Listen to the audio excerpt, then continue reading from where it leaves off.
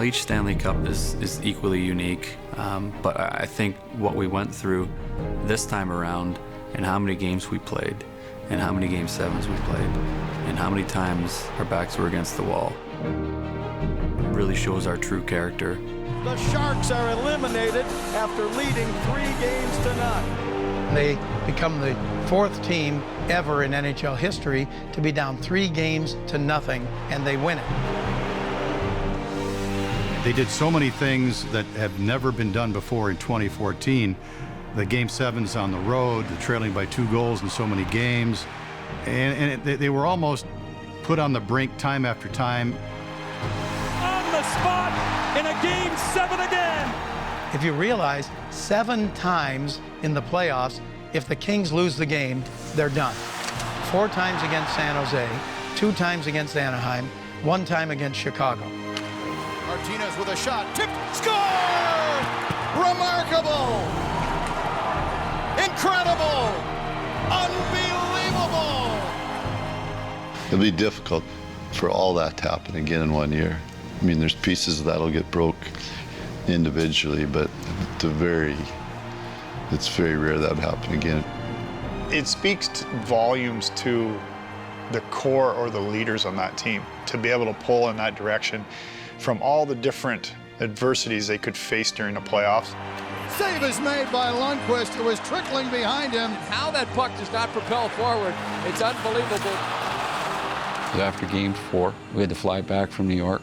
I saw guys with compression pants, ice packs, stitches, everything imaginable. And I said to the coaches there, I said, it looks like Gettysburg back there. You can't imagine how banged up so many of these players were. 4 of these players had significant surgery when the playoffs were over, and never a peep out of them. Their whole focus wasn't on being hurt, it was getting ready for Game 5. And when I see that cup, I think of the price these guys paid. For me, it was eye-opening to see just to what level guys could push themselves. After we'd won, guys could hardly stand up, they were so tired. They were totally exhausted. We played 26 out of a total possible 28 games. When you put it in that light that you could have only played 2 more, it was the size of it became really obvious, and it was one of those wow moments. In 2012, the Kings set records because they dominated. They had a 3-0 lead in every series, never been done before in the history of the league. They won 10 games on the road, never been done before in the history of the league. They played 20 games, 16-4. They set records because they dominated teams. 2014, they set records because they had to fight and claw in every series. Well, I joked with Dean right after we won. We just like to set records when we win. And we knew we were going to beat the records that way, so we figured we'd make some records the hard way. You always remember who you win with, and you always remember who you're champions with. And this is a special group, and I want to, continue to write history as we go here. Martinez to Clifford, feeds it right side to Foley with a shot, save, rebound, score! The Kings, in the longest game in their history, win it 3-2. And royalty reigns again in the NHL. The Kings have won their 2nd Stanley Cup in 3 years.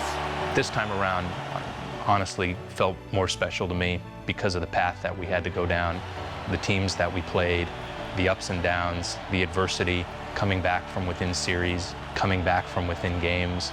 Just the drama of it felt like a more poetic run, and it was something I'll never forget. I'm extremely proud to be a member of the leadership corps, but there's 10 guys on this team that have worn letters or should wear letters. It's probably the easiest job in the league is to be a leader on this team. We know that we have a special group in here, and you can't say enough about how much the guys care about each other. And when you have guys that can play the way they do and they love each other, that's a pretty deadly combo. What we have accomplished together, I think it's not about any one individual. We all are pushing for each other to succeed. and as a result, we've won 2 championships. But the other side of it is we've been able to stay together, and we will continue to stay together over the next 4, 5, 6 years as a core group of guys that have won 2 cups, and I think that goes a long way in what makes us special, but also what allows us to compete for a Stanley Cup in the future. And a lot of guys are going into the prime of their career. We have a lot of guys that are in their mid-20s, early 20s, mid-20s. I'm probably an old guy, and I'm 32 years old, and I think I'm the 3rd oldest on the team at 32. It's still pretty young, and there's a lot to look forward to, I think. Dean has this thing with a couple of the players, and you know, we get the playoff rings and the championship rings. You know, what's your favorite ring? Which one's your favorite ring? The next one. It's always the next one. I remember having meetings with Dean. You know, I was an older guy at the time, and he's like, this is what I want the franchise to look like. And then to step away for 6 or 7 years, come back in it and see it all working in that way, you know, to me it was pretty amazing. When I think about these teams, it's just how much they have taught me.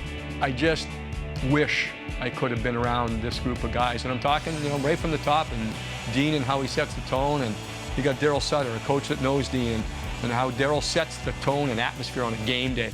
I just wish I could have been on a team like that.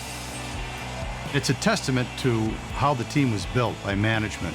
It was built not for a one-and-done scenario. It was built for the big picture, the long term, and hopefully what we've seen so far the last couple of years with 2 cups in 3 seasons is just the beginning of the big picture.